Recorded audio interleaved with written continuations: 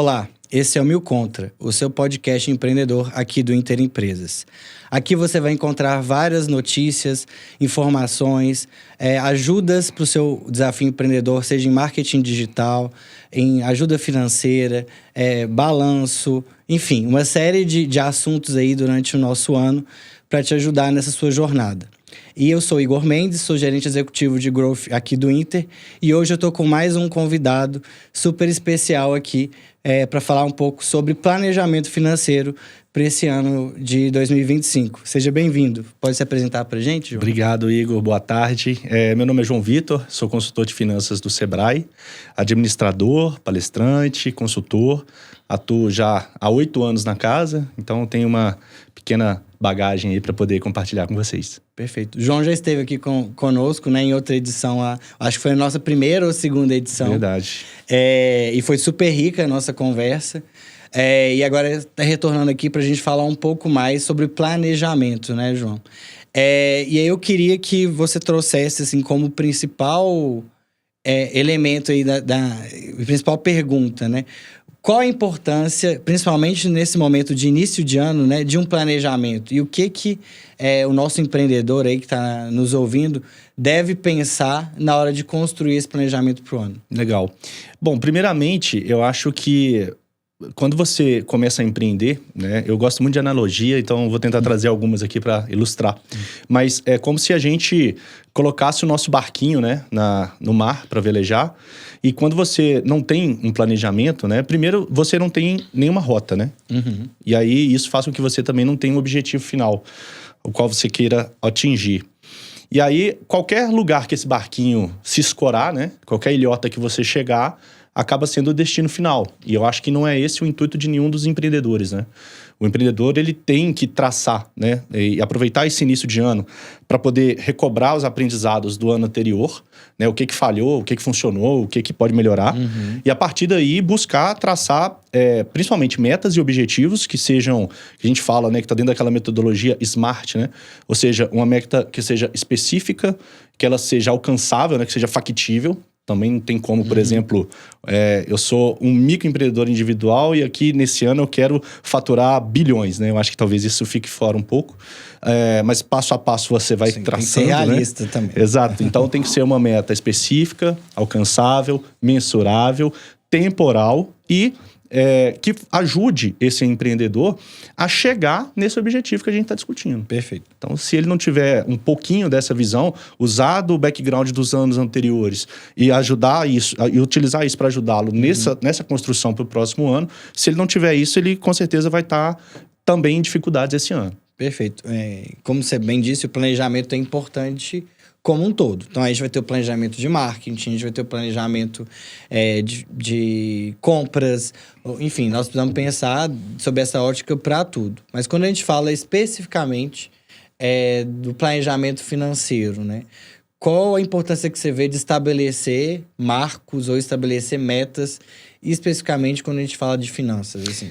Eu acho que a parte financeira, ela geralmente, né, ela sofre efeitos de todas as deficiências ou acertos que o empreendedor tem dentro de uma gestão, né? Então, se você tem uma eficiência operacional, mas você não sabe vender, você vai ter problema no seu financeiro porque seu caixa vai diminuir. Se você sabe vender muito bem, mas você não tem, por exemplo, um bom capital de giro, você não vai ter fôlego para poder investir em estoque, por exemplo. Se você tem um bom caixa, mas a sua gestão de pessoas, ela não é legal, você não vai ter um atendimento legal, sua venda vai cair, seu faturamento vai cair. Então, como consultor de finanças, né, a gente sempre tem esse olhar crítico do seguinte: as finanças, elas acabam sendo o dedo duro de alguma área de gestão... Que não está funcionando. Exatamente. Perfeito. Então, alguma área de gestão está ineficiente, o caixa começa a dar... Ele é um dos primeiros que aponta esse problema. Então, o planejamento financeiro, ele é o coração de toda essa sinergia dessas áreas funcionando azeitadas. Perfeito. Se elas não estão azeitadas, o caixa vai dar problema. E aí, falando especificamente da parte financeira, a parte financeira ela é o pulmão do negócio, né? todo negócio pressupõe que você invista, trabalhe esse investimento e isso gere retorno para você. Então, se você não tiver uma boa gestão financeira, provavelmente você não vai conseguir colocar a matéria-prima dentro do negócio, que é investimento. E a partir daí, tudo vai começar a diminuir, a cair, e você vai estar com problemas. Perfeito. E aí, nesse sentido, você disse um pouco, né, que o financeiro é um pouco o termômetro, né, da Exato. operação como um todo. E o que você acha, e o que você vê no seu dia a dia, até como consultor aí, no Sebrae, quais são os principais erros? Quais são os erros mais comuns que os empreendedores cometem hoje ao fazer o planejamento financeiro dele, assim? Olha, primeiro, vamos dar um passo até para trás. Ausência de planejamento. Sim. É o erro mais comum, inclusive. Exatamente, porque é o seguinte, né? Eu sempre falo isso. A gente, enquanto povo, cultura mesmo, né? A gente é muito executor. Sim. Então, o empreendedor, principalmente o menorzinho, né?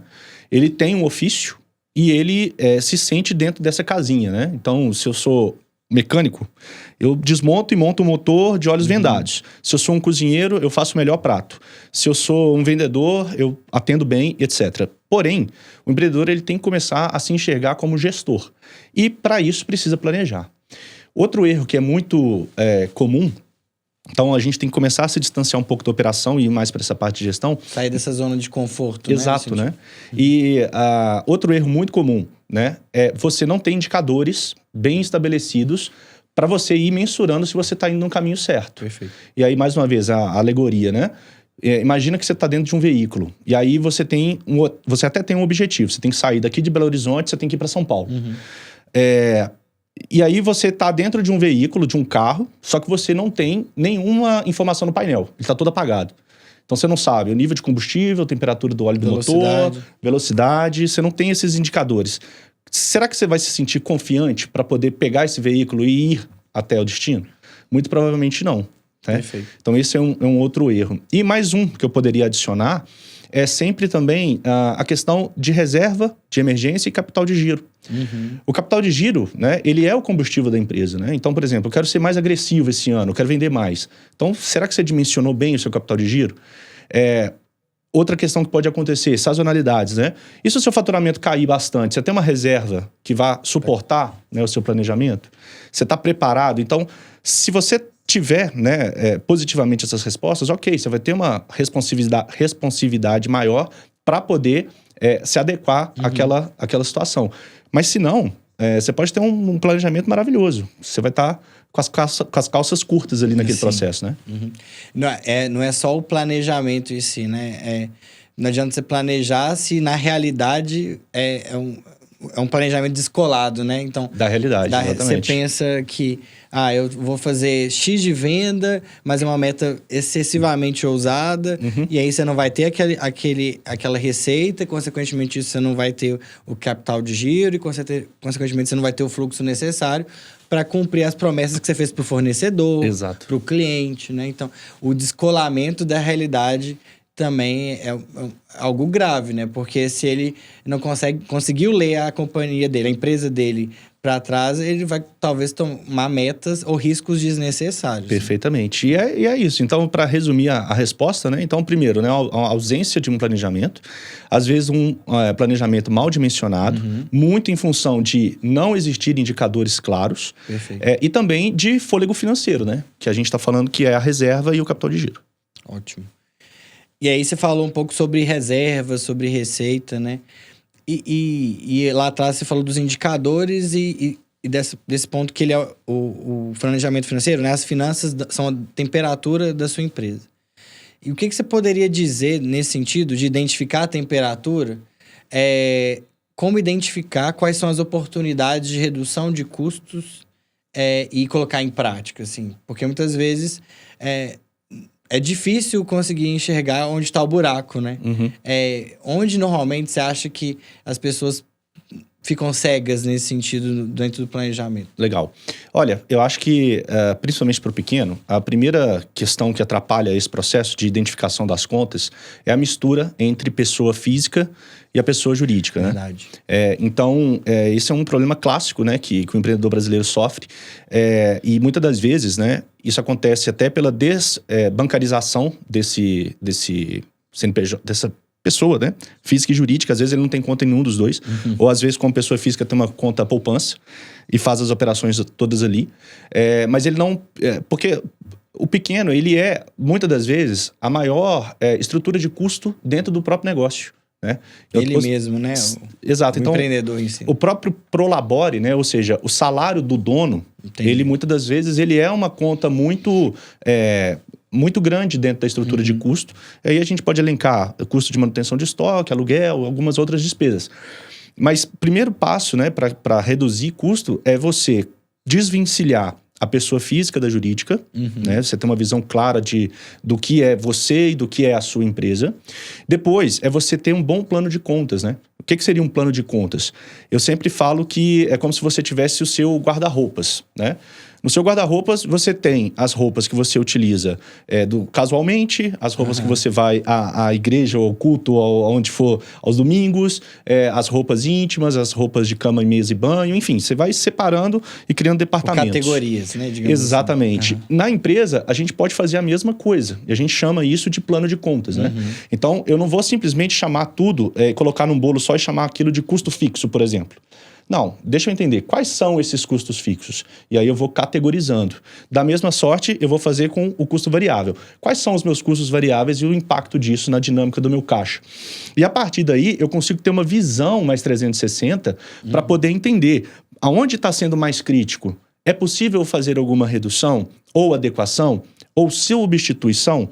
E principalmente quando eu falo da parte dos custos variáveis, porque aí a gente mais uma vez volta a falar de capital de giro. E às vezes o capital de giro, ele não está nem ausente, ele está mal gerido. O que eu estou querendo dizer? Só para dar um resuminho aqui, né? O capital de giro, ele vai ser o resultado das suas operações de compra, venda e estoque. Então é a forma como eu compro, se eu compro mais à vista ou mais a prazo, a forma como eu dou crédito ao cliente quando ele compra, se eu vou vender mais à vista ou mais a prazo, e se eu vou manter um nível maior ou menor de estoque, né? Muitas das vezes, o caixa da empresa, a gente percebe que tem um caixa muito arrochado, não é nem tanto por conta das despesas fixas, mas sim por causa desse mau dimensionamento do capital de giro.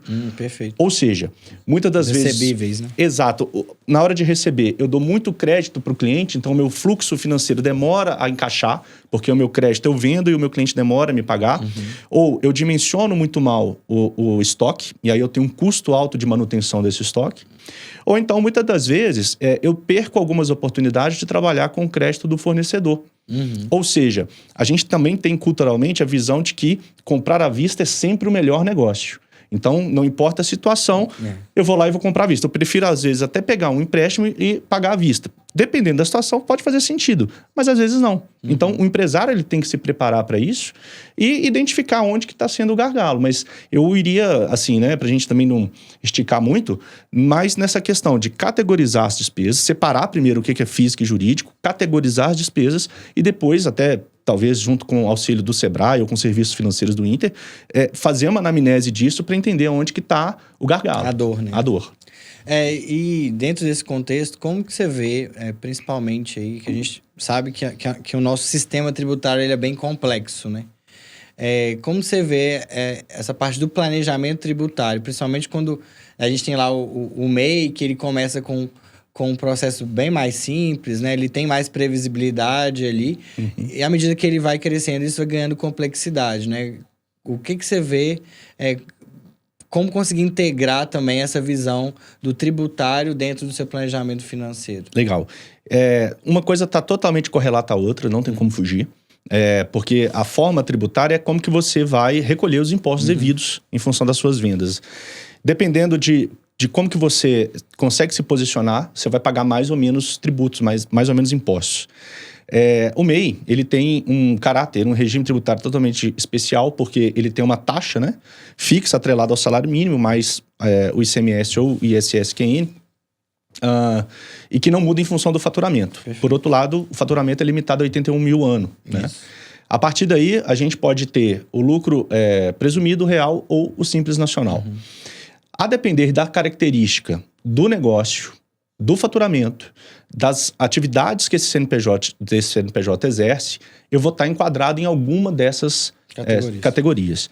A minha dica primeiro, né, procure um bom auxílio de uma contabilidade. Eu acho que o contador tem que ser um grande parceiro dentro desse processo.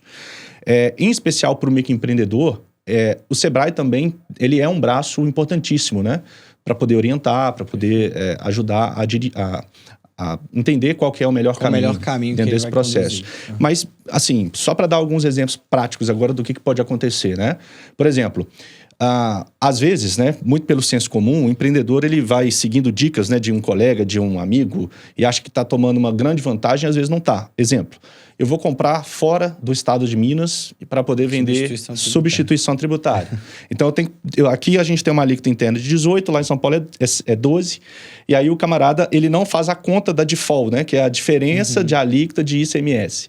Aí, quando ele vem aqui, ele vende tudo bonitinho e é surpreendido depois com um boleto. Com a guia. Né? E aí, toda aquela margem que ele achou que ele estava ganhando, na verdade, ele até perdeu. Era melhor ele ter comprado aqui. Sim. Então, assim, isso teria um custo menor de frete, tinha outros custos que ele não outras variáveis que ele não mapeou. Então, é muito importante porque, a depender do seu regime tributário, você vai pagar mais ou menos. E aí você vai ser mais eficiente ou menos eficiente no mercado na hora de competir. Perfeito.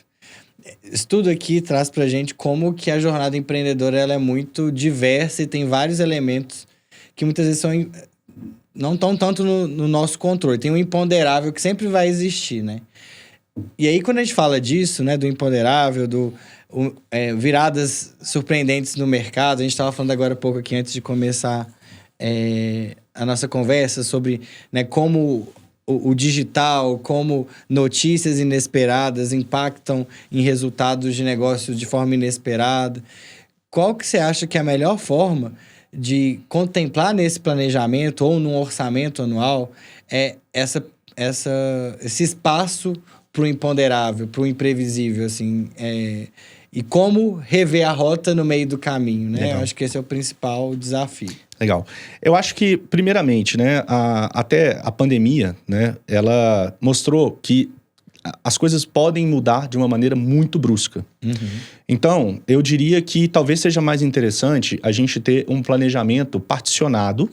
Eu posso ter um objetivo final, mas eu vou fazer pequenos checkpoints dentro do processo, exatamente para poder fazer essa mudança de rota de maneira mais ágil. Perfeito. Então, se eu deixar para fazer eu faço o planejamento em janeiro e eu vou executar ele sem rever esse planejamento até dezembro. Com certeza vão acontecer várias situações que não estavam previstas em janeiro. Então, se você deixar para mudar essa rota, depois você perdeu o timing e você está fora. Já era. Então, assim, eu sugeriria pelo menos quebrar esse planejamento em 3 ou 4 checkpoints durante um ano, exatamente para você fazer aquele bom e velho ciclo PDCA. Eu vou planejar, eu vou checar, eu vou fazer e eu vou avaliar. E depois eu vou remodelar isso para ver se está tudo caminhando dentro daquele sentido. Como você esperava, né? Exatamente. Outra coisa que é muito importante, mais uma vez, é ter uma reserva. Eu estou batendo muito nessa tecla, porque muitas das vezes vai acontecer situações que você vai, de fato, estar fragilizado financeiramente.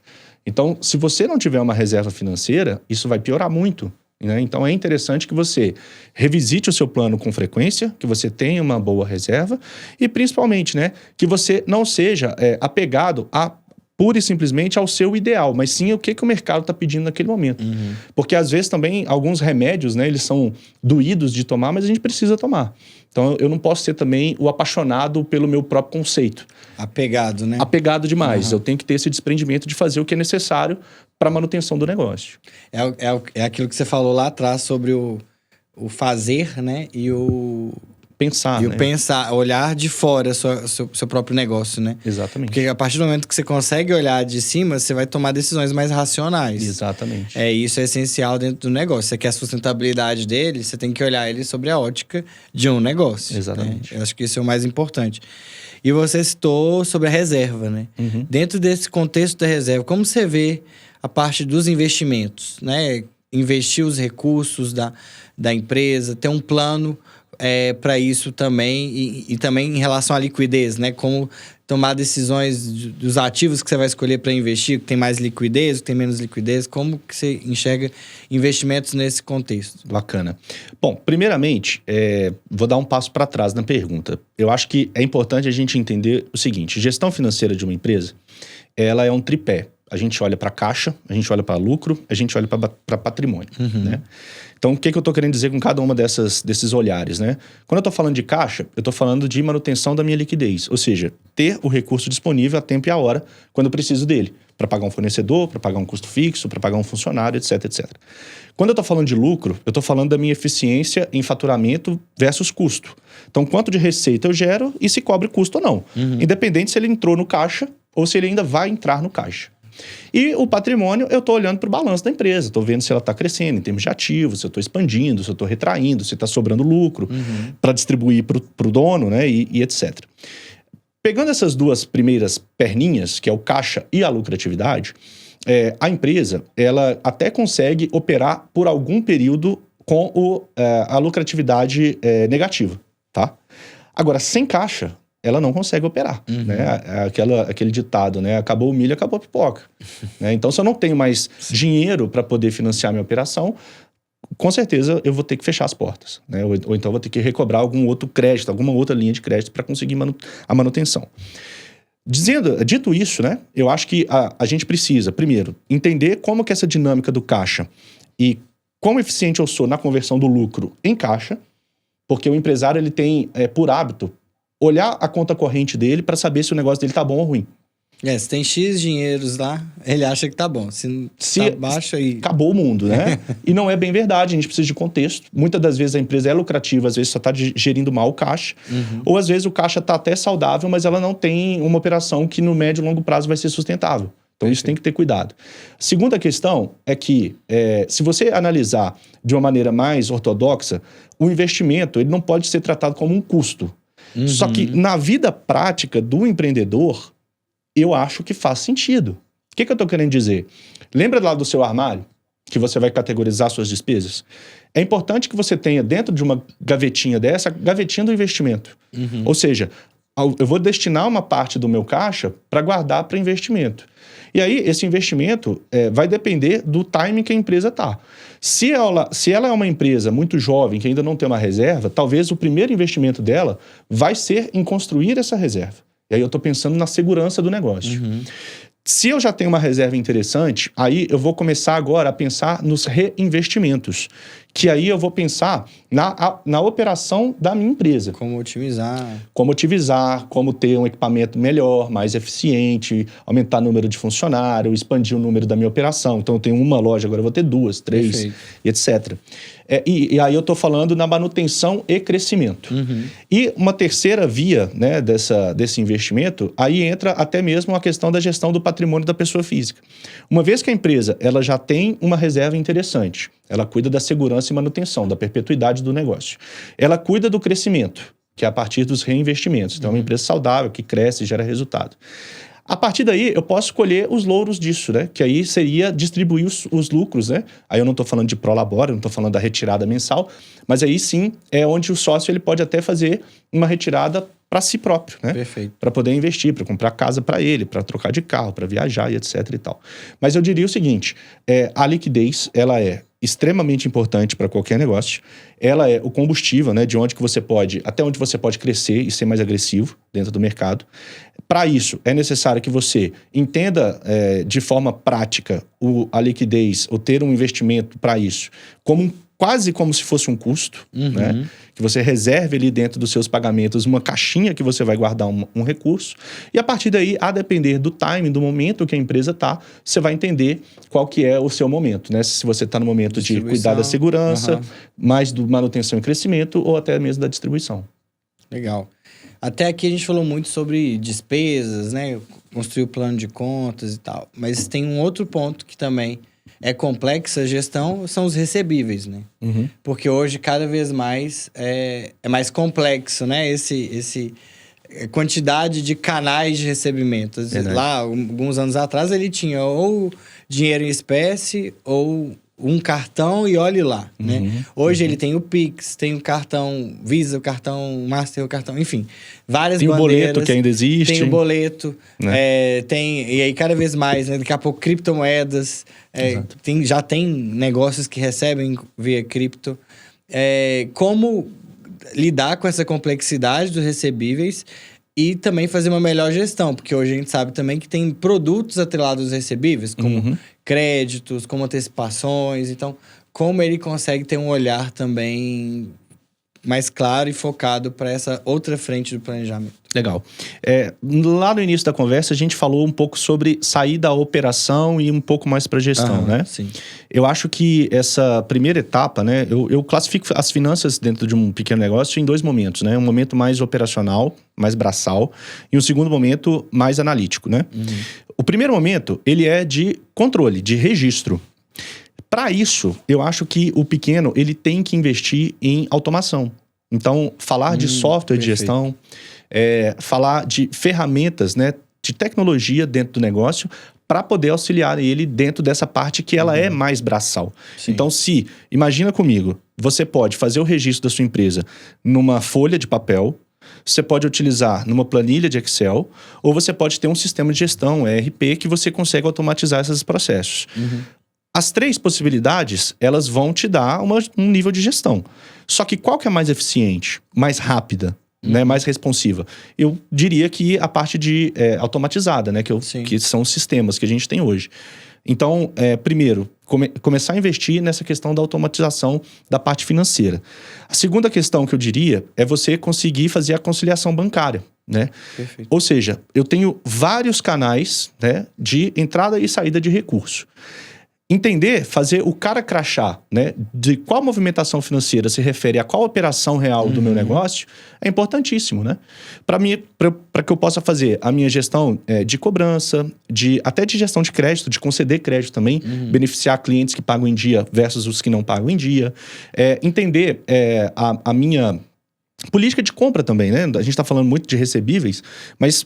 lembrando da questão do capital de giro, né? Como também que eu estou pagando os meus fornecedores, com qual fluxo que eu estou fazendo isso. Então, isso tudo é muito importante e eu acho que é mais rápido, mais seguro fazer através da automação. E, sem dúvida, né? Existem produtos financeiros também que auxiliam muito nisso, né? Dependendo de como que a empresa está, é muito válido fazer uma antecipação, é muito válido você também comprar com crédito. Ele tem que ter essa consciência. Ele tem que ter essa consciência e essa visão. E ele não precisa necessariamente estar na operação, que dá muito trabalho de fazer isso. Se ele conseguir automatizar uma parte disso, delegar uma parte disso, ele pode ficar com a segunda vertente, que é a parte mais analítica. Dele pegar esse relatório e entender o seguinte, como que eu posso otimizar esse recurso, como que eu posso usar ele de maneira mais eficiente e que vá trazer uma rentabilidade melhor para o meu negócio. Essa é a vantagem da digitalização, né? Exato. Então, quando ele consegue fazer isso de forma fácil, até mesmo pelo celular, conseguir olhar, né, aprovar os custos, ou ele, junto com o sistema de gestão dele, já ter uma conexão via, seja API ou alguma conexão específica do sistema com o banco dele, né, conectado automaticamente, ele já vai fazer tudo num lugar só. Exatamente. Né? Então, acho que isso tudo, concordo com você, pode ajudar ele a ter uma visão mais de cima, né? Mais 360. E isso democratizou muito nos últimos anos, Sim. né? Então, assim... Cada vez mais acessível. Cada vez mais acessível. Existem plataformas... Com baixo custo, né? Até muitas vezes gratuitas, Sim. Né? Então, obviamente que talvez alguns serviços mais sofisticados vai ter algum investimento, mas é um investimento. Então, vale a pena. Perfeito. A gente já está próximo aqui do final da nossa conversa e eu queria ir em 2 pontos agora. Talvez 2 perguntas em uma, assim, pra gente ir pro final. Primeiro, quais são as dicas essenciais aí para o empreendedor manter a disciplina, né, nesse processo, principalmente financeiro, ao longo do ano? Você falou um pouco sobre, né, os steps do planejamento, mas como ele consegue ter um foco nesse sentido. E segundo, se você pode dar indicações aí pro nosso ouvinte, até mesmo, né, de conteúdos ou fontes de informação que vão ajudar ele, até principalmente do Sebrae aí, dentro desse processo. Legal. Olha, eu acho que a primeira questão é se enxergue como gestor do seu negócio, né? Existe uma diferença entre você tocar o negócio e você gerir o negócio, né? Então, primeiro, ter essa consciência ela é importante. A segunda questão é você conseguir ter resiliência para você não desanimar. Como assim, João? Mais uma vez, uma analogia, né? Quando você começa a fazer uma atividade física, né? Você vai começar a correr na rua, por exemplo. Não vai ser do dia para a noite que você vai fazer uma São Silvestre, certo? Então, você vai começar de forma gradativa e aí você vai se desafiando e vai aperfeiçoando. Na parte da gestão, passa muito por isso também, né? Então, crie pequenas metas, pequenos objetivos, lembrando sempre daquela historinha, né? Uma meta que seja realista, que seja dê para mensurar, que seja atingível e etc e tal, né? Sempre coloque prazos, né? Tem que estar dentro de um tempo específico, mas que você vá conseguindo pequenas vitórias dentro do processo. E isso, de forma gradativa, vai se aperfeiçoando, né? E, logicamente, se você tiver uma assessoria, se você tiver alguém para poder contar, isso é maravilhoso, né? Então, assim, o empreendedor, ele é muito solitário, né? Sim, então, a gente não precisa sofrer tanto sozinho, né, pessoal? Então, você pode contar, por exemplo, né, com o auxílio do Sebrae, né? O Sebrae, ele é referência, né, no Brasil inteiro para a gestão das micro e pequenas empresas. E para os empreendedores, né, que tiverem curiosidade, né, de nos conhecer, pode acessar os nossos canais digitais, por exemplo. A gente tem a central telefônica de todo o Brasil, que é o 0800 570 0800. E a gente tem também a nossa plataforma, né, que é o sebraeplay.com.br, que é onde você vai encontrar ali quase que um universo, né, de conteúdos, seja vídeo, planilha, jogos, enfim, uma diversidade enorme de conteúdos ali para poder auxiliar o empreendedor. Beleza, João. Muito obrigado aí pela participação e pelas dicas super valiosas que você trouxe pra gente. Valeu. Você quer dar um recado final aí pro nosso ouvinte? Quero sim. Pessoal, então, como eu disse, né? Vamos passo a passo, né? Não vamos sofrer sozinho. Gradativamente a gente consegue ir se aperfeiçoando e vamos encarar, né? Vamos curtir a jornada dentro do processo, né? Empreender é um grande desafio, tem as suas dificuldades, mas a gente já começa, né? O jogo, né? A gente sabe que o game funciona mais ou menos assim mesmo. Então, vamos gostar do processo, se divertir dentro do processo e contar com quem pode ajudar a gente para que a coisa fique cada vez mais fluida, né? E que seja prazeroso no final. Perfeito, João. Muito obrigado mais uma vez. Encerramos aqui mais um Mil Contra. Agradecer mais uma vez a presença do João e lembrar que todos vocês podem acompanhar a gente tanto no YouTube quanto nas plataformas de streaming. Obrigado e até a próxima.